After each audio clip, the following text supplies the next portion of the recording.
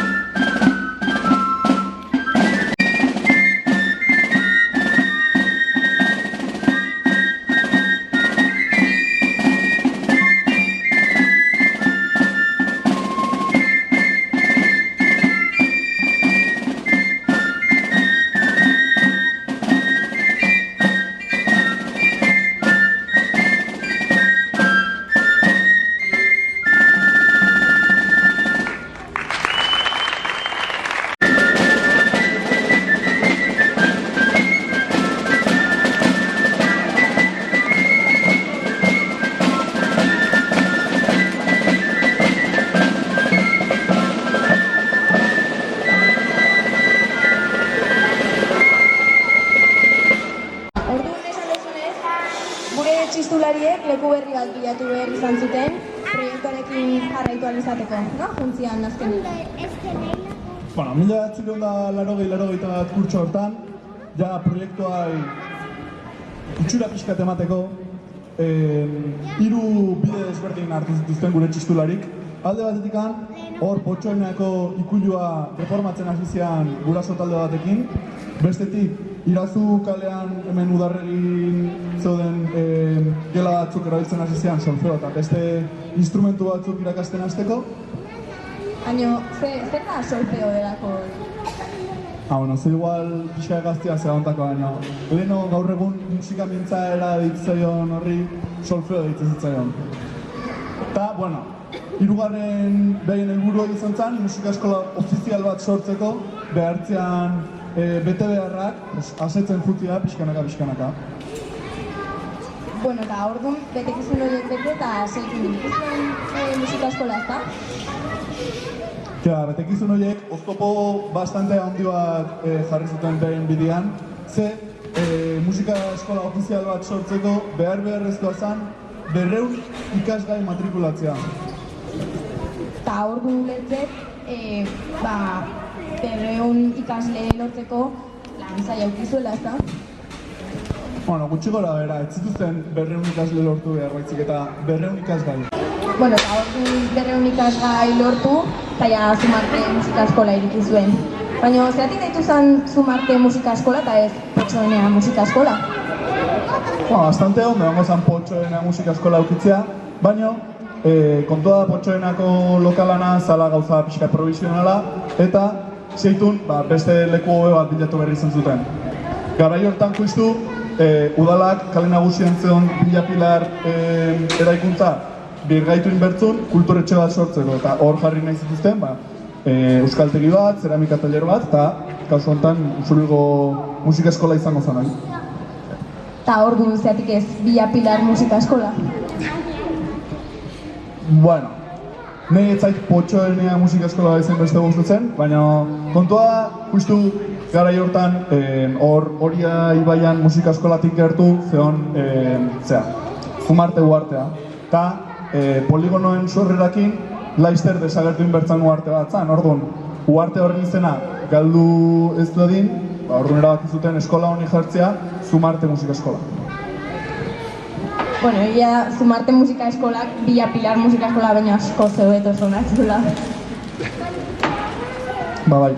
Eta, pixka prozesu honen laburpen txiki bat iteko, esan dezakeu, 1984-85 kurtsuan, Zumarte musika eskola pixka eta hasiera mantitzeola Potxoenean bi lokal erabilita Elizako sakristia eta Udarregiko bigela klasik ematen hasteko. Urte hortan justu lortu zituzten 123 ikasgai matrikulatzea, oraindik ez zela behaien helburua, baina uste zutena baino bastante gehiago izan ziala. Gero, 1985-86-en, Villa Pilarreko kulturretxea eraikitzen hasi zen pixkanaka, eta kurtso hortan 180 lortu zituzten, oso gertu zuen behaien helburutikan. Eta azkenik, 1986-87 urtean, lortu zituzten behin 212 matrikulatu, gainditu zuten 200 matrikulatuen marka hoi, eta ofizialki erregistratu zen Zumarte musika eskola. Baina, gaur egun Zumarten ez dago zeramika tallerrik ez euskaltegik, ze pasazan horiekin? Ez, kontua urteak pasadala, Zumartek erozta toki gehiago hartu zula, eta azkenen bi erakunde horiek beste espazio bat bilatu berri izan zuten, Zumarte musika eskola gelditzen gutzako gana. Eta orduan, Zumarteko hor jarraitzeu orduan dita, ze diseinu modernoak garai hartako, ezta? Lur, zu zeurtetan etorri zinean Zumartea? 2022. Guain pixkatzarra sentitzen naiz. Bira, 2017 artean beste eraikin zarrago bat zan, eta 2017 ja erabaki zan, eraikin hori ezin zala olauki, eta reformatzeko proiektua hasi zuten. Orduan Udarregin hasi ginean ematen klaseak, eta 2020an eraikina bukatu zutenen, eta bueltatu ginean. Eta gero zu itxizinean, 2 urte gero. Plaza hontara bueltatuz, eta 80. hamarkadako txistu taldearekin batera, proiektuari hasiera ematea ahalbidetu zuten Taratxun Txarangari keinu bat eginez, saxofoi taldeaz gozatuko dugu oraingoan. Aurrera!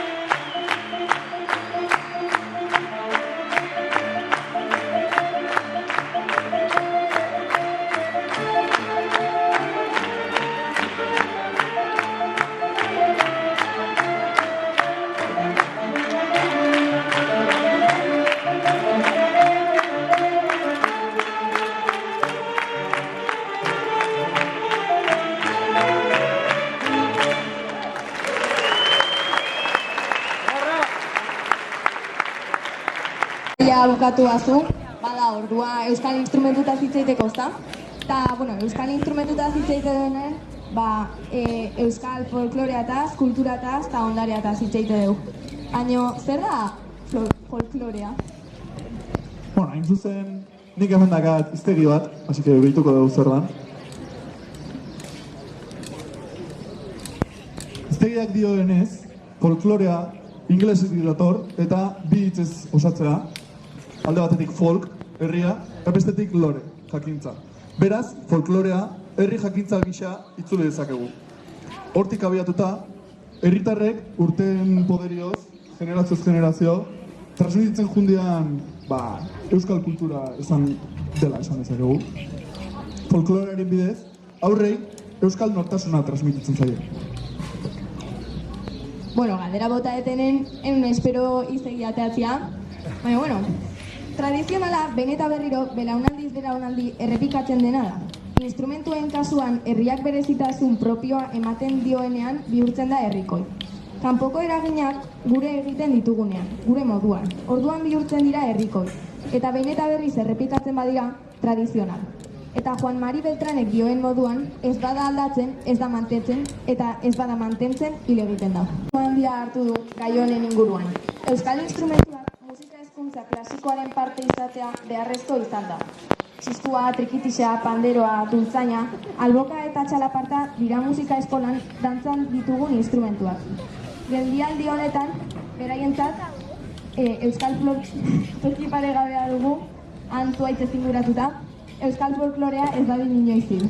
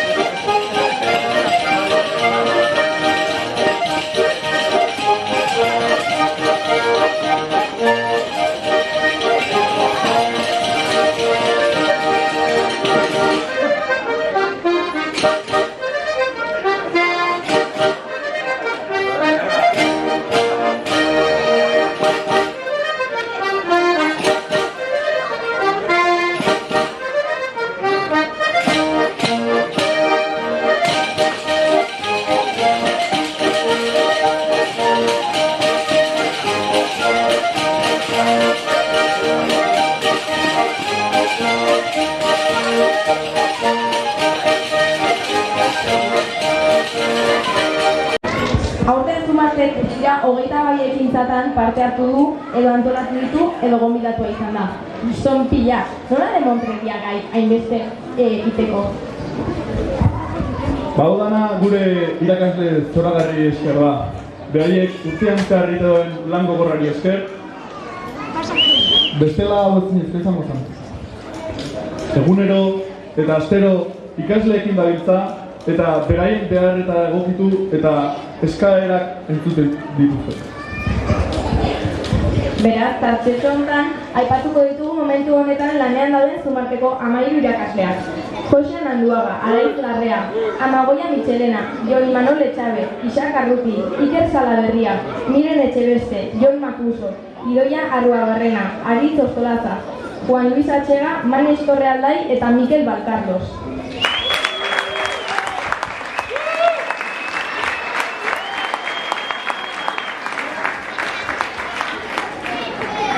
Eskerrik asko handi bat beraientzat.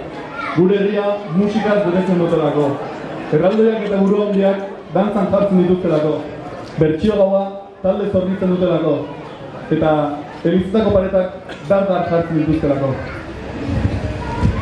Mila esker bihotz-bihotzez gaur egun eta orain arte izandako irakasle guztiei. Eta bain,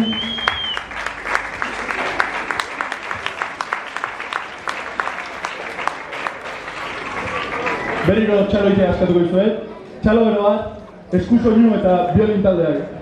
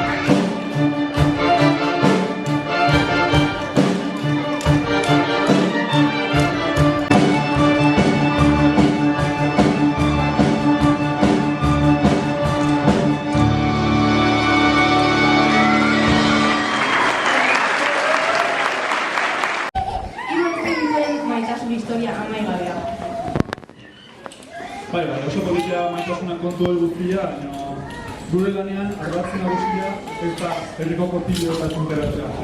Baizik eta aurrak hizkuntza unibertsitate honetan trebatzea. Musikarekin aurraren emozioak komunikatzeko eta adierazteko gaitasuna izaten dira aurraren garapen integrala bultzatzeko. Hoi da, ondo esan duzu. Eta badakizu lortzen dugun hori guztia? Egia esan eta gubitzen nola aldezuen hori guztia lortzen. Aurkantekin, dantzak, jolas egiten, interpretazioak eta improvisazioak egiten, abesten, entzuten, mugitzen, musika tresnak erabiltzen. Beraz, esan dezakegu, aurrak zumarte besteak esan nahi duela. Musikarekiko zaletasuna piztean, inguruan duten mundua ezagutzea eta arekin kontaktuan jartzea, aurraren irudimena garatzea, aurrak bere emozioak eta bere ezkutasunak adieraztea, eta azkenik aurraren garapen integrala bultzatzea, era askotako musika esperientzia zabalen bidez. Sozializazioa eta komunikazioa sustatzeko, eta aldi berean banakotasuna eta bere ezkutasuna bultzatzeko. Prest zaudete usurduko etorkizuna gozatzeko? Has daitezen ba!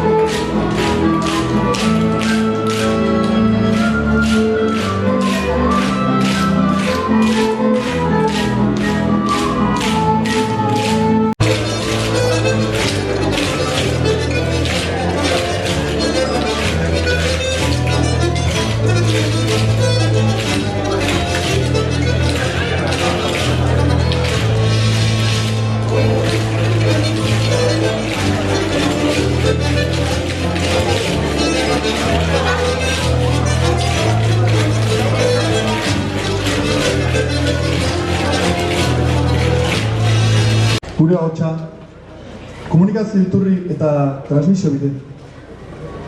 Abesbatzak, ahotsak elkartu eta magia sortzen du. Melodia eta letrak. Notak edo izkiak. Zein note abia puntua? Bikotasun horretatik abiatzen da musika abestiak sortzeko. Musika eta hitzak izango ditugu orain helduleku. Horietako hizkuntzak eta folklorea landuz.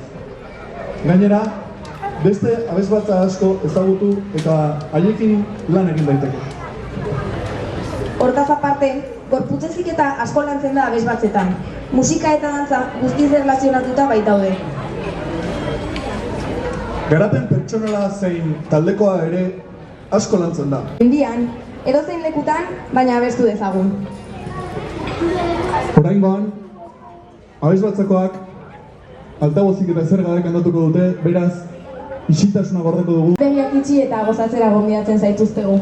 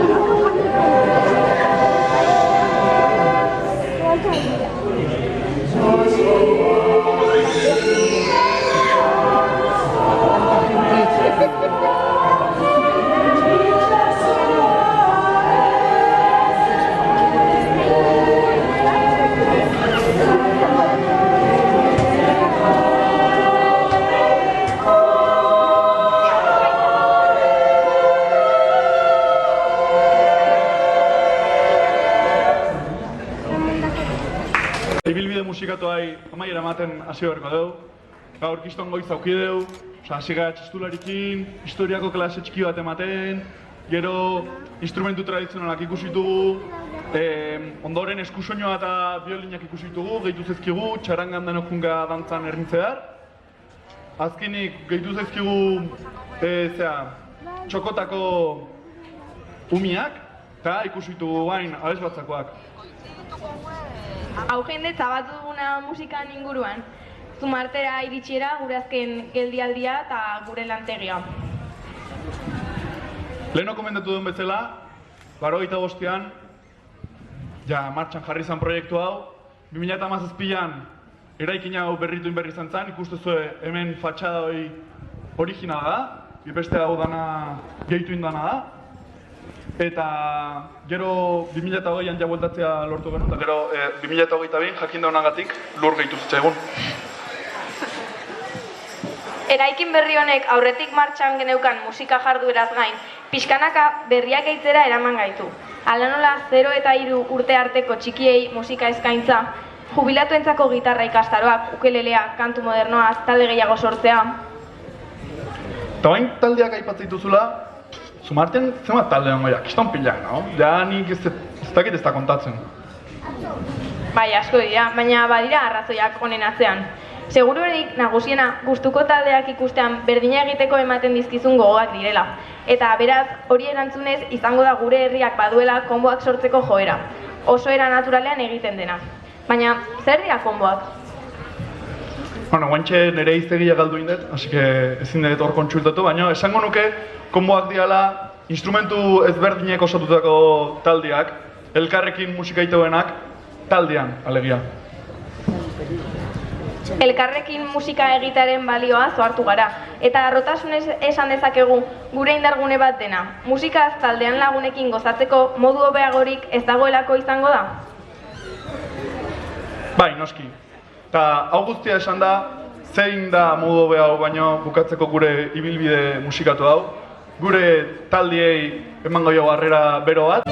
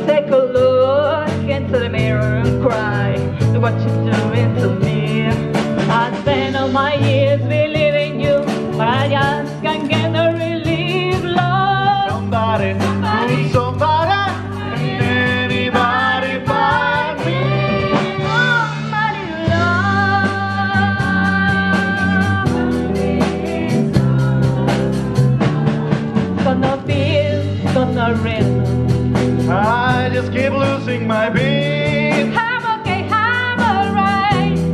I ain't gonna face no defeat. I just gotta get out of mystery success, so they are gonna be free alone.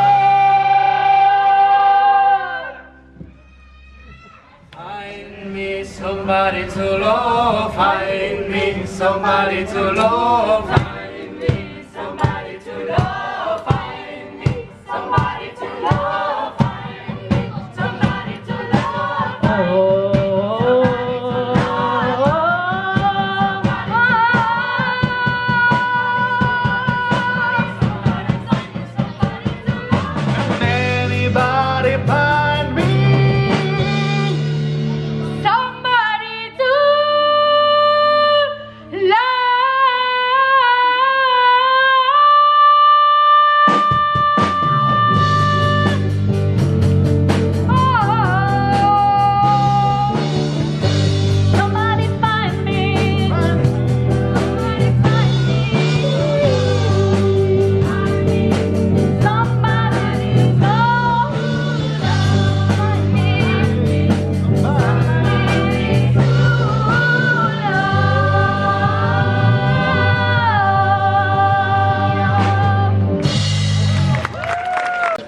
gutxienez beste 40 urtez ere hemen egotea.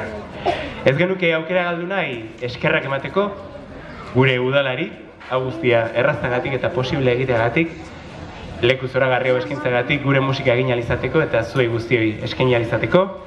Noski irakasleei hemen egotagatik, gau eta egun, goiz eta txalde, alde egun guztia egiten horrelako proiektu politak aurrera ateratzeko. Zuzendaritzari, idoiari, mila esker, egin duen lo gutxiagatik eta hartutako lan guztiengatik. Komisioari hau gauzatu ahal izateko gaurko egunean, ibilaldi zoragarri hau, ikasle eta gurasoei gurekin bideo honetan egoteagatik etengabe, proposatzen dugun erokeria proposatzen dugula, gurekin zaudetelako beti. Karolari, egin duen lan zoragarriagatik gure ibilaldiaren kartelaren diseinua, Aizpuru autobusei urte honetan zer egindako ekimen guztietan, beraien parte hartze izan dugulako eta askotan modu desinteresatu batean, Elizari espazio zoragarri hori ustegatik urtean behineko kontzertua egiteko, Foru Aldundiari, gure babesleetako bat izategatik, Pello eta Lur, gure aurkezle zoragarriei, bikain egin dutela. Noa kultur elkarteari, gurekin egotagatik, gure albiste guztiak munduan zer redatzen, eta noski zue guztioi, komunitateari, musika ez ilizatekelako ezer, zuo gabe. Mila esker eta hurren arte!